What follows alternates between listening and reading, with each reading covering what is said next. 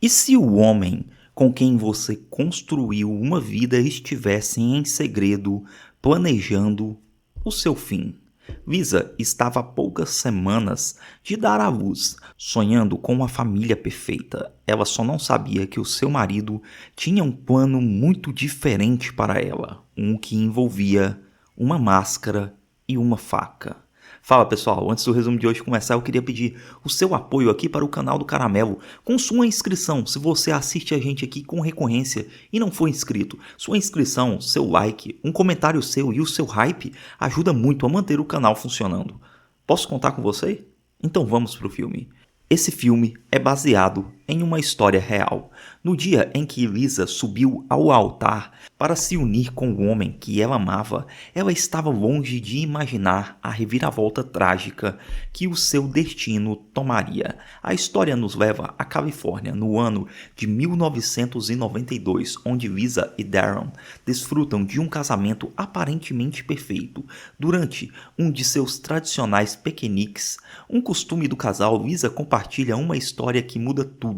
Ela está esperando um bebê. A alegria toma conta dos dois, embora uma sombra preocupe Lisa, a clara aversão que sua sogra sente por ela. Darren tenta minimizar a situação, assegurando que o núcleo familiar que estão construindo é a única coisa que realmente importa. Meses mais tarde, o casal decide visitar os pais dele. Angela e Raymond são figuras de extremo poder e influência na região, possuindo vastas propriedades e vivendo em uma mansão luxuosa. O propósito da visita é anunciar a gravidez. Para a surpresa de Lisa, seus sogros reagem com entusiasmo, apesar da frieza habitual de Angela. A sogra então convida Lisa para ver antigos pertences de bebê de Darren no andar de cima, enquanto os homens ficam para beber. Lisa aproveita a oportunidade para perguntar sobre os pais biológicos de seu marido, já que ele é adotado, mas Angela muda de assunto, garantindo apenas que ele sempre foi saudável e não há motivos para preocupação. Enquanto isso, Raymond questiona o filho, perguntando se ele tem certeza que está preparado para a responsabilidade vitalícia de ser pai. E Darren apenas responde que a decisão já foi tomada, pois Lisa desejava intensamente construir uma família. Assim, a gravidez avança e 2 meses depois, um ultrassom confirma que eles estão esperando um menino. É nessa época que o comportamento do marido começa a mudar. No clube de golfe, quando uma mulher chamada Michelle começa a flertar com ele, ele não hesita em remover discretamente sua aliança de casamento. Pouco tempo depois, Lisa informa ao marido que planeja viajar para San Diego para visitar seus pais e sua avó, já ciente de que ele usará a preparação para um torneio de golfe como desculpa para não acompanhá-la. Ela já está focada nos preparativos, inclusive no nome do bebê, que será Darren Jr.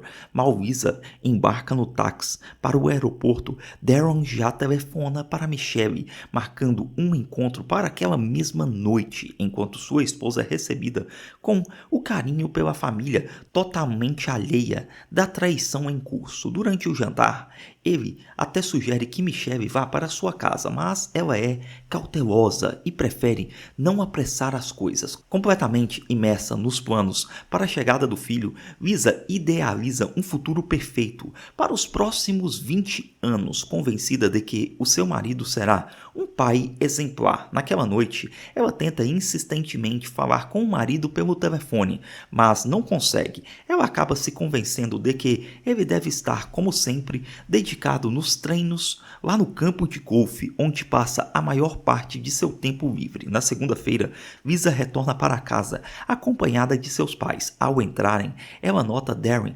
apressadamente recolocando um porta-retrato da família no lugar e percebe algo inusitado. A cama do casal está perfeitamente arrumada, um cuidado que ele jamais teve. O que ela não sabe é que os piqueniques na floresta, antes uma tradição do casal, agora são feitos com Michelle, que continua sem saber que ele é casado. As constantes chegadas tardias do marido são sempre justificadas pela preparação preparação para o torneio, uma mentira que Visa, focada em manter a harmonia familiar, aceita sem questionar, enquanto ele ignora completamente os votos feitos no altar. A farsa do marido, no entanto, não consegue se sustentar por muito tempo. Inevitavelmente, Michelle descobre a verdade. O homem por quem está apaixonado não é só casado, como sua esposa está grávida. Confrontado, ele manipula a situação, alegando que foi Lisa quem armou a gravidez para prendê-lo a ela. Desesperada para acreditar que é especial, Michelle decide lhe dar o benefício da dúvida. Paralelamente, Lisa começa a suspeitar. Ao revisar as contas telefônicas, ela nota um número excessivo ali e suspeita que é as ligações para o clube de golfe. Assim, ela decide ir até lá com seus pais para verificar a situação, mas por uma questão de acaso, o marido não está com a amante naquele exato momento e a desconfiança de Lisa é temporariamente apaziguada. Pouco tempo depois, os pais de Lisa retornam para sua cidade natal e a despedida no táxi é muito difícil. Lisa desaba em lágrimas, se sentindo amedrontada com a proximidade do parto e mais carente do que nunca de um apoio familiar, já que o seu marido não dá a mínima para ela.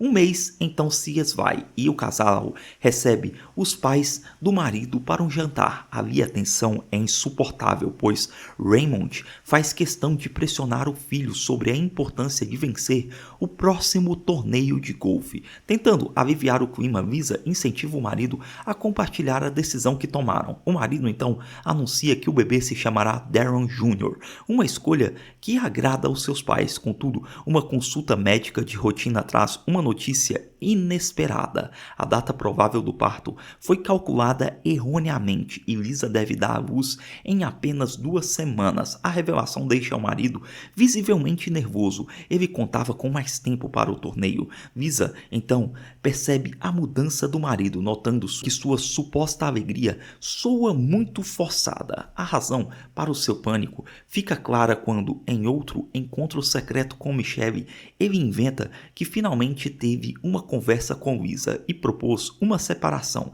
Michelle fica exultante, acreditando que o seu futuro está garantido, especialmente depois que ele lhe dá um pingente de coração, como uma promessa de que ficarão juntos. Sentindo o distanciamento do marido, Lisa tenta reacender o romance, acendendo velas no quarto. No entanto, a proximidade do parto deixa ela vulnerável e subitamente ela desaba a chorar, confessando se sentir horrível devido às transformações em seu corpo. O marido, com sua habilidade nata de manipulação, conforta ela imediatamente. Ele cobre ela de elogios, dizendo que ela nunca esteve tão bonita e que parece irradiar uma luz própria. As palavras dele funcionam e Lisa sorri, se sentindo segura novamente. Chega o dia 5 de outubro de 1992. Uma aparente ternura parece ter retornado ao casal. Naquele dia, Lisa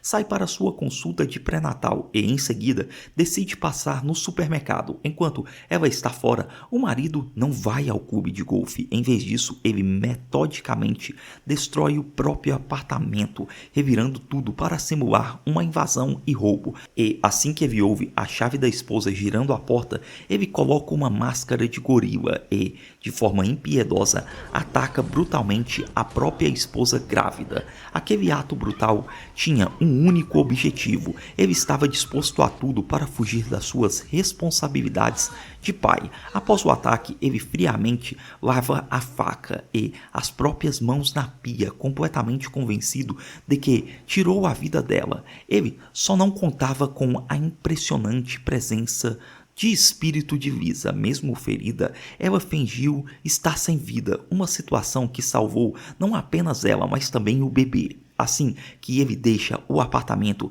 agindo como se absolutamente nada tivesse acontecido, Lisa então reúne suas últimas forças que lhe restavam e liga para a emergência. Ela então é transportada às pressas para o hospital e seu estado é considerado extremamente crítico. Ao despertar horas depois, o primeiro sentimento de Lisa é um alívio avassalador ao constatar que seu filho milagrosamente sobreviveu ao ataque. O marido, nesse momento, já está ao seu lado, encenando perfeitamente o papel de marido devoto e chocado, prometendo que superariam aqueles traumas juntos. Lisa, ainda muito confusa, tenta entender quem teria coragem para fazer aquilo com ela. O marido prontamente oferece a teoria de que ela deve ter surpreendido um ladrão em meio ao assalto.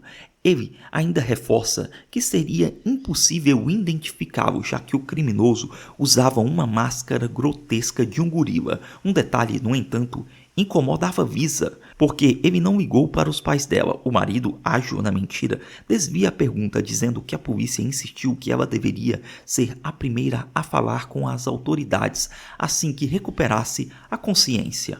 A investigação começa ali mesmo, no quarto do hospital. O detetive Golding faz questão de entrevistar Lisa sozinha, pedindo que o marido se retire. Infelizmente, a vítima não tem muito a oferecer. A única lembrança nítida que se sobressai ao trauma é a bizarra máscara de gorila usada pelo invasor. Lisa fica profundamente desconcertada com a linha de investigação adotada pelo investigador, que foca insistentemente em seu relacionamento. Eles tinham o costume de brigar? Ele pergunta. A gravidez havia sido planejada por ambos? Ele questiona. O marido realmente queria esse filho?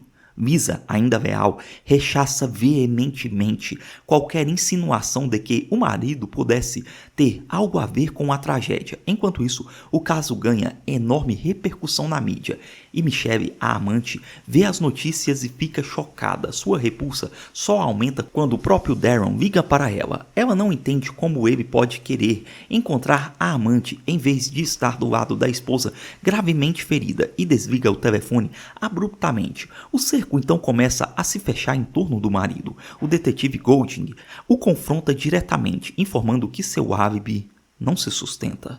Várias testemunhas e registros confirmam que ele não estava no clube de golfe na hora do crime. O marido, com um sorriso cínico, insiste que estava lá sim, talvez apenas não tenha sido notado por ninguém. A arrogância dele, porém, dura pouco. Naquele exato momento, Golding é informado sobre novas provas contundentes encontradas na casa do casal quanto no escritório de Darren. A prisão, então, é efetuada imediatamente. A cena da prisão do marido é transmitido ao vivo pela televisão. Elisa assiste a tudo incrédula. Do leito do hospital, o choque é tão intenso que seu corpo reage instantaneamente e ela entra em trabalho de parto. Felizmente, apesar de todo o trauma físico e emocional, o bebê nasce perfeitamente saudável.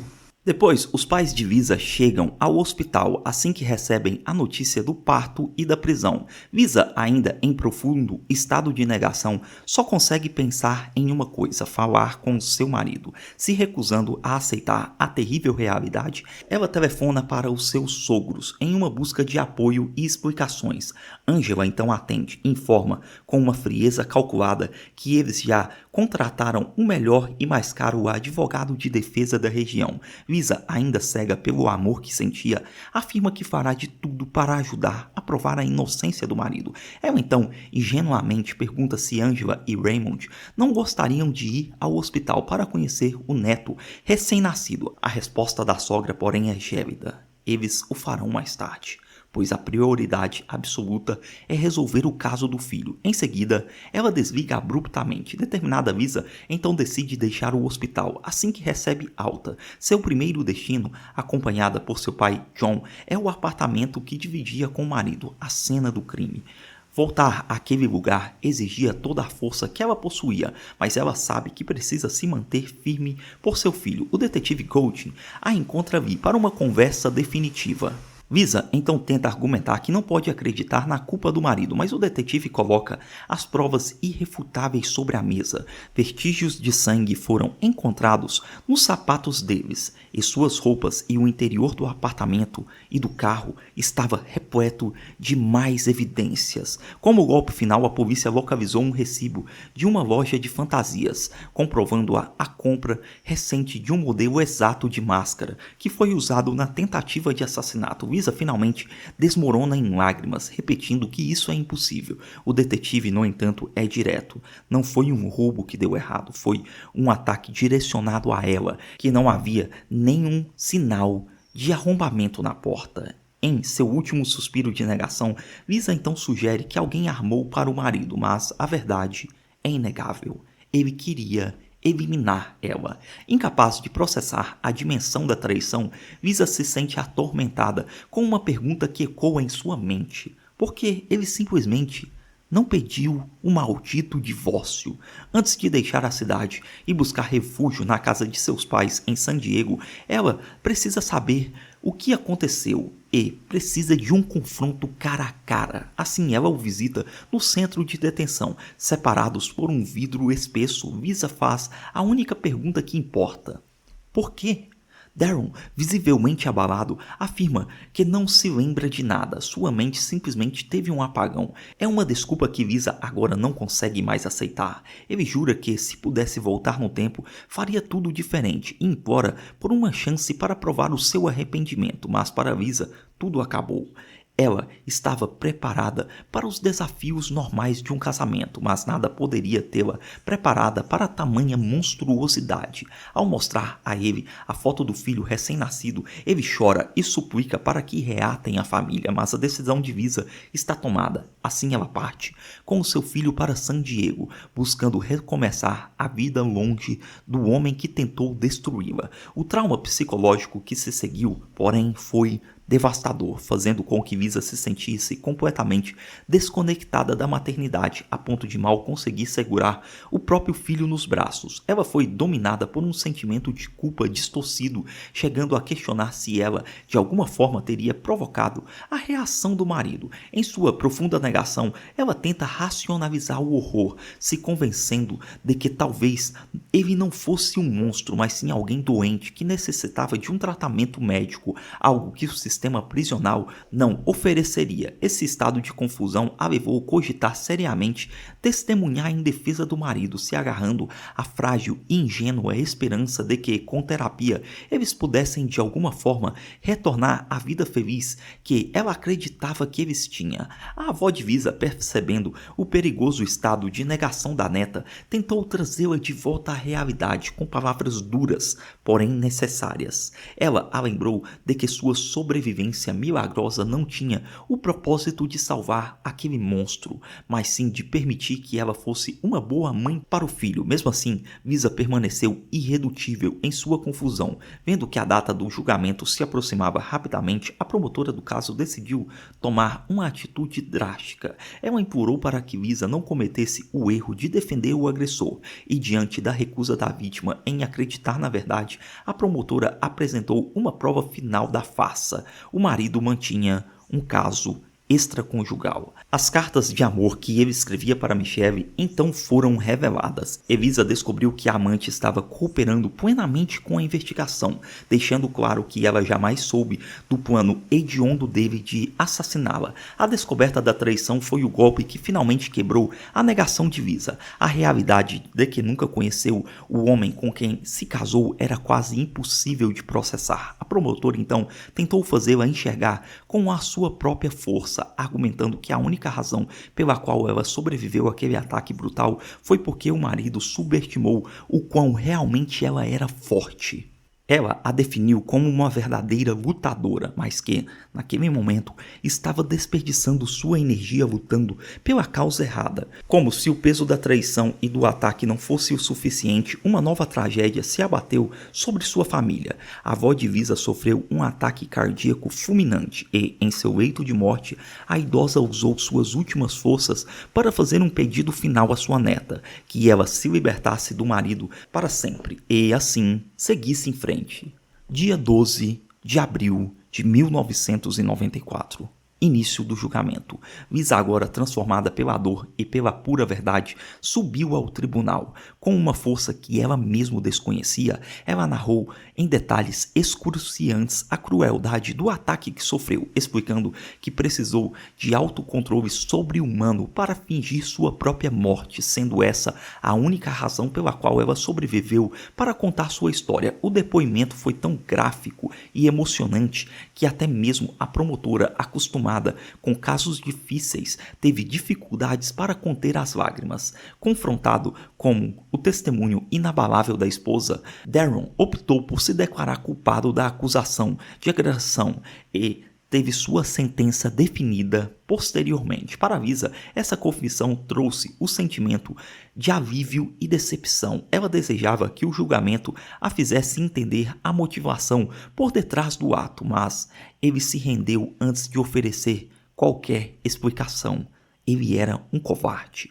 O peso de todas essas provações finalmente desabou sobre Visa e, em uma noite, se sentindo no fundo do poço em uma profunda depressão e incapaz de suportar o choro do próprio filho, ela pegou as chaves do carro e dirigiu por ali sem rumo. A vida que ela havia planejado meticulosamente estava em ruínas, substituída por um pesadelo que ela jamais poderia ter imaginado. Sozinha na escuridão do carro, ela finalmente se permitiu desmoronar, libertando toda a dor, o medo e o sentimento de traição em um choro compulsivo. Foi muito doloroso, mas necessário. Depois de esgotar todas as lágrimas, uma estranha calma a invadiu e ela retornou para casa. Foi direto ao quarto do bebê e pela primeira vez sentiu uma conexão verdadeira com ele. Ela olhou para o filho e prometeu que faria absolutamente tudo para se tornar a melhor mãe que poderia ter. Depois, 3 anos se passaram. Com o apoio incansável de sua família, Visa conseguiu lentamente deixar o passado para trás e reconstruir sua existência. Ela finalmente se divorciou oficialmente e, num ato simbólico de rompimento definitivo, mudou legalmente o nome do filho para Connor. Sua vida parecia ter encontrado um novo rumo até que uma reunião com a promotora trouxe o passado de volta à tona. A primeira audiência para avaliar a liberdade condicional do marido estava marcada para daqui 3 meses. A promotora alertou ela que ele vinha se comportando como um prisioneiro modelo, que aumentava consideravelmente suas chances de ser solto, e sugeriu fortemente que Visa preparasse uma declaração de impacto como vítima. A notícia exauriu Visa, que não tinha certeza que se ainda possuía forças para continuar naquele campo de batalha. 16 de dezembro de 1997. Ocorreu a audiência da condicional. O marido falou primeiro, apresentando um discurso ensaiado sobre como finalmente compreendia o egoísmo de seus atos e expressava um profundo remorso. Ele detalhou seu aconselhamento semanal com o capelão da prisão e insistiu que estava pronto para retornar a uma vida correta. Então, foi a vez de Visa. Ela se levantou e falou sobre as cicatrizes permanentes que ela carregava, lembranças diárias do que ele fizera com ela. Ela relembrou ao conselho ali que, se não tivesse conseguido se arrastar até o telefone naquele dia, ela não estaria viva. Visa descreveu a longa e dolorosa negação que viveu, tudo porque o seu ex-marido era um mentiroso e egoísta. Ela então fez uma pergunta crucial: que garantias eles tinham de que ele não estava mentindo naquele exato momento, como sempre fez? A libertação dele, ela concluiu, condenaria ela e o seu filho a uma vida inteira de medo. O impacto de seu depoimento então foi decisivo e o pedido de liberdade condicional foi negado na hora e o ex-marido só poderia tentar novamente daqui 5 anos. A narração final nos informa que, embora Darren tenha recebido uma sentença de prisão perpétua com a possibilidade de condicional, a luta de Visa não terminou naquela sala de audiência. Ela se dedicou incansavelmente nas lutas seguintes para garantir que ele permanecesse atrás das grades por muitos anos e conseguiu mantê-lo preso por 22 anos, apesar dos vários subornos que os seus pais milionários pagaram aos juízes. Assim, ele foi finalmente libertado em 2016. Quanto a Lisa, ela provou sua imensa resiliência, encontrou a felicidade novamente, se casou pela segunda vez e teve mais 2 filhos, construindo uma família que ela sempre sonhou, muito longe da sombra do homem que um dia tentou destruí-la. Fala pessoal, curtiu o filme de hoje? Se sim, eu te recomendo assistir a esse outro filme aqui baseado em fatos reais que eu estou deixando na sua tela, ou que você dê uma olhada em nossa playlist com filmes baseados em fatos reais. Eu tenho certeza que você vai gostar. E também, Não esquece de dar o like e seguir o canal.